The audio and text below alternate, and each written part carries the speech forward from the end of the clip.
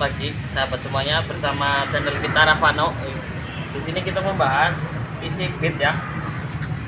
Ini setang seher dan keras. Biasanya ngeceknya seperti ini.